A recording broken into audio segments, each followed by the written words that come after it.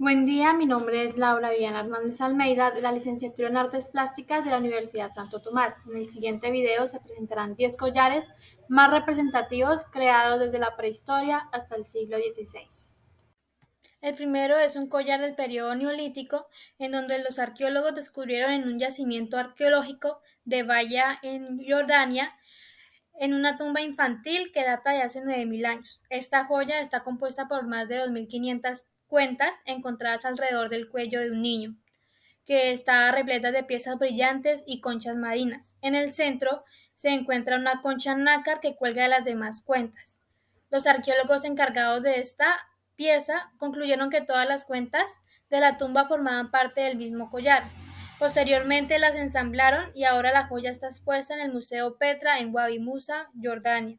Además indican de que su elaboración tenía otro sentido más allá de un adorno personal, que estaba relacionado con ritos funerarios. Este gran descubrimiento permite identificar la importancia de la infancia en la cultura de esta tribu, y también se cree que la compleja elaboración del colgante destierra el mito de las primeras sociedades sedentarias como aisladas y básicas.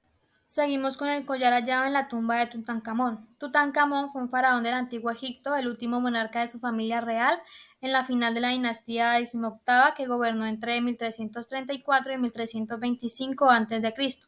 El collar de Tutankamón, con pectoral lunar, fue descubierto en una caja con forma de cartucho que se encontró en el suelo del tesoro y que probablemente fue usada durante la vida de Tutankamón. Las cadenas del collar constan de 4 hileras de cuentas esféricas y en forma de barril estrechas de oro, lapislázuli, cornalia, feldspato y resina. En este collar se observa claramente dos dobles medialunas en su centro, sobre la que hay una luna llena, que alude a las 4 fases de nuestro satélite natural. El pectoral simboliza el viaje nocturno de la luna por el cielo, y en la base está el signo jeroglífico largo y estrecho del cielo, apropiadamente incrustada con lápiz lazuli. Este pectoral está unida con la barca de Ra, que significa navegando sobre un hilo de flores de loto. En la actualidad, el collar se encuentra en el Museo de Egipto, El Cairo. Además, también se encuentra el collar Useg, que significa ancho, de la princesa Neferuta, que es hija de Amenemhat III en Jawara. Este atractivo collar está compuesto por 6 cuerdas de cuentas de cornalia y feldspato, una hilera de motivos en forma de gota en el borde inferior. El cierre del collar también se forma con una cabeza de halcón con algunas filas de granos cilíndricos brillantes coloreados. La cabeza de halcón de este collar se utiliza para demostrar que el difunto sería protegido por el dios halcón, Horus, en el más allá. Su tumba fue encontrada intacta en 1956 y todavía contenía sus joyas, un sarcófago de granito, 3 jarrones de plata y otros objetos. Seguimos con las joyas de Ganímedes, pertenecientes al año 330-300 a.C. del periodo helenístico de la cultura griega. Estas joyas reflejan la prosperidad de Macedonia durante el periodo helenístico y el carácter híbrido del arte, paralelo a la expansión del mundo griego en tiempos de Alejandro Magno. Estas joyas se llaman así por 2 pendientes de oro con la imagen del príncipe troyano Ganímedes raptado por Zeus disfrazado de águila. El collar, con correa de oro flechado alrededor del 300 a.C., está compuesto por 3 cadenas dobles de bucle en bucle, con doble entrelazado y una franja de colgantes de haya. Las terminales tienen la forma de una hiedra o una hoja de parra y tienen un borde de alambre con cuentas y una roseta en el centro. Actualmente se encuentran en el Met Museo de Nueva York, en Estados Unidos. Otro collar es el de la sacerdotisa del sol, también conocido como collar sideral o collar de Clares, adaptado aproximadamente entre los años 525 y 376 a.C., perteneciente al arte celtíbero.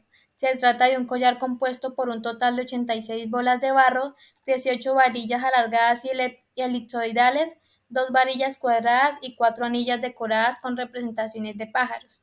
Este collar está fabricado con arcilla cocida mediante la técnica del moldeado.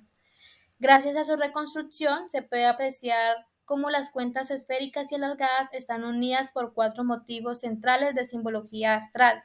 Según la cultura celtíbera, estos motivos representan el ciclo solar, es decir, el viaje de los Anádes en su cambio de estaciones con respecto a los puntos cardinales. Seguimos con el collar de pectoral de cenote.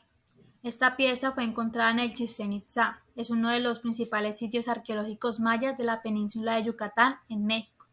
Esta pieza está elaborada con jade, piedra que en la cosmovisión mesoamericana tenía diferentes e importantes significados. Por una parte era valiosa por su hermosura y su rareza, y por otra parte se le asociaba a elementos sagrados como la vida, el maíz, el agua e inclusive el alma. Estas características incentivaron a que con este material se fabricaran objetos lujosos que muchas veces tenían un uso ceremonial o que incluso eran hechos expresamente para formar parte de ajuares funerarios. Ahora observamos el collar de Suninus que los utilizaban los esclavos romanos que ya se habían escapado. El collar estaba hecho de hierro y bronce, al igual que con muchos cuellos romanos, el tamaño del cuello varió de pequeño a mediano. Era un diseño cómodo y ceñido. Su famosa etiqueta fue martillada en una hoja de bronce y redondeada en sus esquinas para que no cortara al esclavo que lo usaba. Tenía una gran inscripción en latín que dice Fugi teneme cum rebacaveris me dime soninu ascipi solidum, que significa me he escapado, atrápame, si me devuelves a mi maestro Suninus, recibirás el pago de un solidus.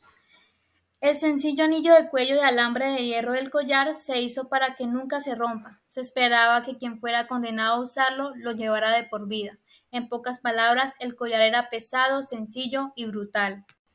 Ahora seguimos con un collar de 1300 años de antigüedad hecho de oro y piedras semipreciosas que fue encontrado en el centro de Inglaterra en un antiguo sitio de entierro anglosajón bajo un proyecto de construcción.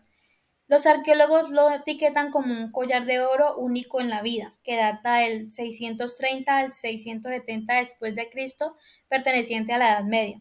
También se describe como el más rico de su tipo jamás descubierto en Gran Bretaña. La pieza central de este collar es un gran colgante rectangular realizado en granates rojos y oro con motivo de cruz. Además, el museo afirma que el artefacto fue descubierto en un cementerio que se consideraba que pertenecía a una mujer de alto estatus y posiblemente de la realeza. Ahora observamos el collar mixteca, también conocido como collar con cuentas en forma de dientes de jaguar. Era un collar datado aproximadamente entre el siglo XIII y siglo XVI después de Cristo, perteneciente al arte precolombino.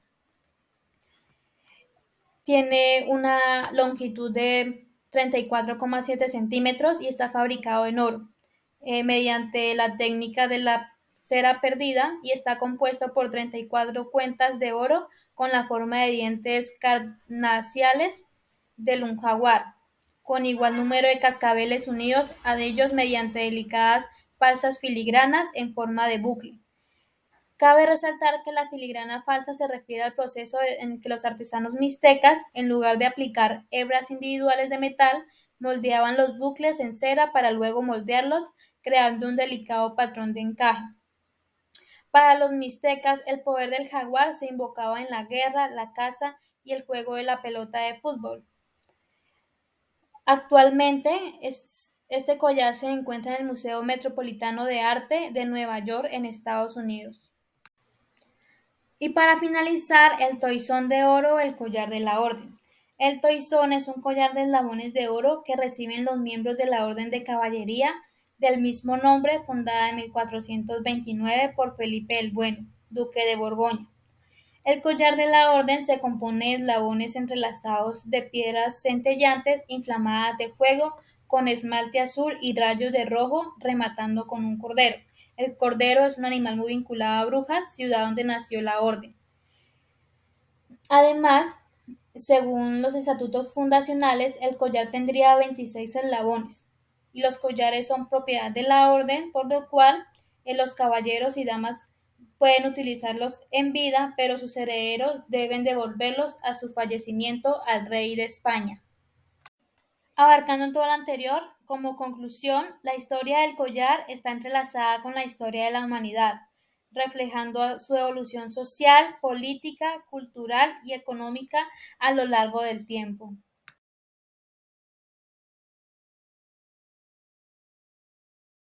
Muchas gracias por la atención.